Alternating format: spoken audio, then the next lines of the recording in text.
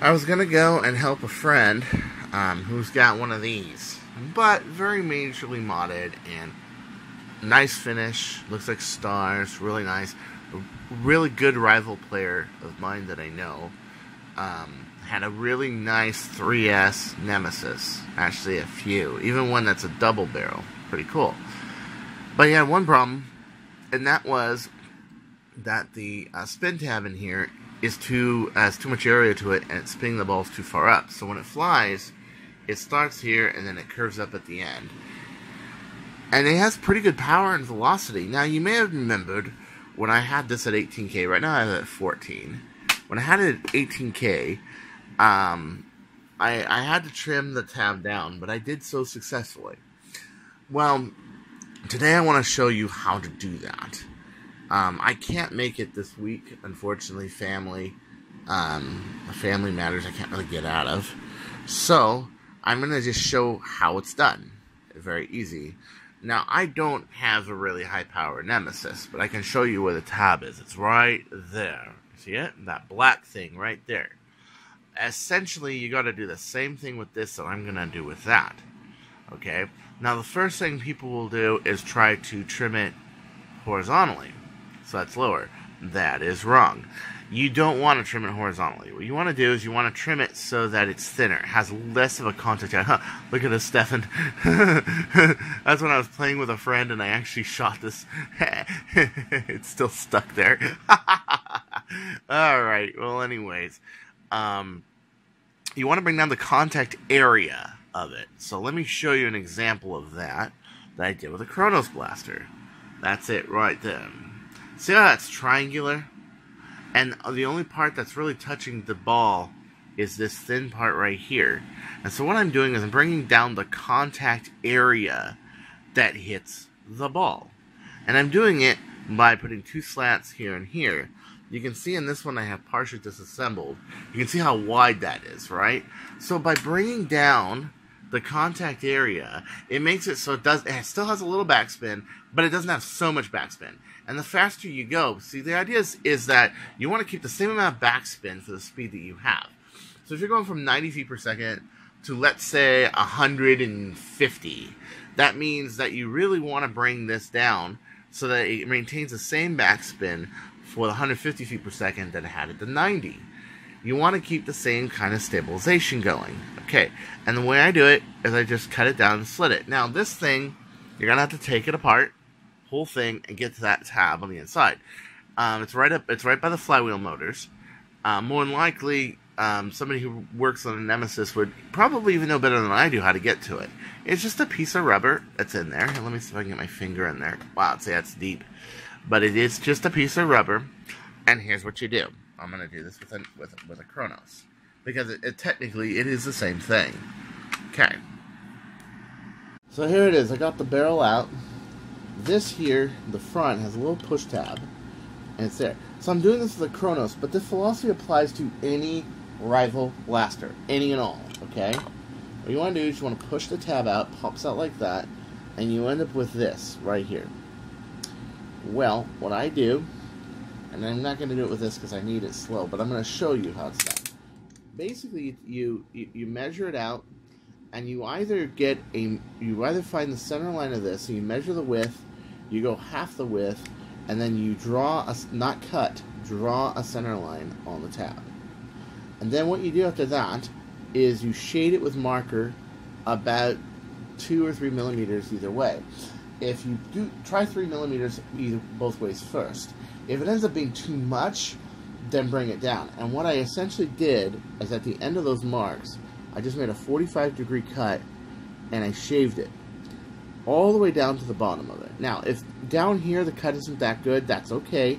Just try to keep the same angle on both sides. Just a little 45-degree cut, boom, and boom. And basically, you end up with this. When that happens, you have a much more stable shooting high-speed blaster, and it doesn't curve up. And a Nemesis is the same deal. You just want to do the same thing, and that's how you do it. Fortunately, I can't make it. I have family, and I have obligations, sadly enough. Now, here's what you do. You take the same tab that you just trimmed. You keep these bottom tabs here, okay? The front and the back. Now notice how the Chronos, it's a little bit longer on this side than it is on that side. Keep respects to that. You want the short side to go towards the back, the long side to go towards the front. Put it back in, put this back into here, and just put it back into your blaster. Alright, you put it back into the whole thing. And on a Chronos, you really don't have to do a lot. Alright, you don't. I like the Rival series in a way.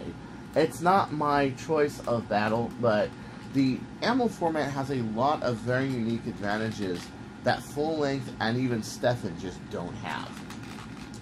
And let me explain what they are, just so you know. Okay, one thing I like is that the loading system on a Rival is not magazine dependent. That's nice. If you were to take a bunch of longer darts, put them in your pocket, they would fold. Stefan's, you either have to load them into a hopper if you're running hopper single, or you have to, or in a magazine. On these you don't, and also the orientation of the ammo doesn't matter since it's a spear. This has a lot of advantages in short and intermediate range fire. That really all you have to do is have the balls in a container, put them into your blaster, and load them. It makes it a lot nicer. Now, I do like one thing about Stefan, especially when it comes to the magfire mods, such as the Mauser Fire, or maybe a Chronomag, or a Long Shot, is that it does teach. Let's say you're trying to learn how to do magazine guns, and believe me, a lot of people get their first firearm and they are very clumsy. Okay, and the first thing I tell people is literally get some snap caps, watch a TV show, and just fire at it. The snap caps don't have any gunpowder or anything. They're just made so that when you dry fire, you're not dry firing. There's a shell in there, but it absorbs the impact of the hammer. And get used to the trigger. Get used to hitting the mag release, the slide release, pulling back the slide when you hit the slide release and slam it forward.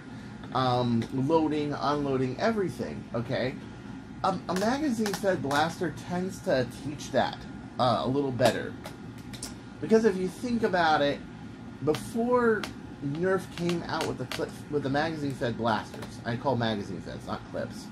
Clips are different. Clips are like an AS-10 Mag Strike, or one of those harmonica clips from like a Boomco. Those are clips. Magazines are different. Okay, magazines are actually stacked spring magazines that load bullets, darts, or whatever ammo you have. And I tend to think that teaches somebody a little better how to handle magazines, how to load magazines, that how you load does matter. Okay, maybe when it comes to ammo, it doesn't matter as much when it comes to, let's say, 9mm, but let's say 223 or 50 Browning or a bottleneck round. Yeah, I've seen a lot of people go out with like a German rifle, like an HK or an FAS, or even an M1A. Okay, and they will haphazardly load the rounds, the 7.6251s in there, and they'll jam. It's gas-operated guns, okay, and they'll jam. And what I find is, when I load them up, because I'm always loading all the way to the back when I load them, and I'm keeping respect of the orientation of the rounds when I load them up, and anybody knows that loading a double stack mag is not fun sometimes, that I don't jam. They don't jam. And the cases come out nice and clean. The bullet fires nicely without malfunction. So there is a methodology of loading, and in Nerf darts, it's even more so. You load a dart too far forward, the sticky part of the dart, which is the tip, will hit the front of it, and it will go cockeyed like this. Okay, you don't want that. So it teaches people how to handle things. So if you're kind of in a more of a battle kind of situation, or more milsim, I think that it's more helpful to have the magazines, personally. But if you really just don't care and you want to shoot around, and you don't really care to break any, like, distance records, and you just want to play and have fun, the rival line really has a lot to offer the shooter. And I really think that these are excellent blasters. And I think we're going to see more of these to come. Do I think it's going to be an ammo standard? It's going to be Stefan? No. I think Stefan one day is going to be very common in stores. Why do I say that? Well, okay. If you can bring a rival to 0.88 joules at 100 feet per second, you can sell a Stefan dart at 130 feet per second in the same store. That's every store that sells them. That would be TRU if they were still in business. That would be Target. That would be Walmart. That would be everything. It's the marketing strategy, okay? And you just have to market it a different way. Smaller ammo, smaller clips, smaller mags, smaller darts, more space efficient. They fly straighter. They don't fishtail, because they had defined the standard for our blaster being at 0.8 joules, okay? 0.88 joules. That is a step for Stefan. Why is that a step for Stefan? Well, because that means that you can sell something that can shoot decently out of the box in a store and claim it's doing the same amount of power if your darts are safe enough to begin with. So that's gonna make things very interesting in the future, and I think that we're gonna see the best years in Nerf that are yet to come because of the rival line, and because Hasbro had put the money behind this and had put the pushing behind it, that rival is safe, that rival shoots good, that rival they invested the time and the money to make a more powerful ammo format and a more powerful blaster format. So at any rate, this is Chris Cartea. Sorry I can't make it this weekend, but I did put this video up because I wanted you to know how to do it. It's very easy to do. Screwing it up is not that easy. You just gotta cut it precisely at those angles, like I showed you. And the person that I'm actually doing this for, I told him about, is an artist, so he should have no problem doing this because he is a very talented modder of flywheel blasters. So take care. Peace out.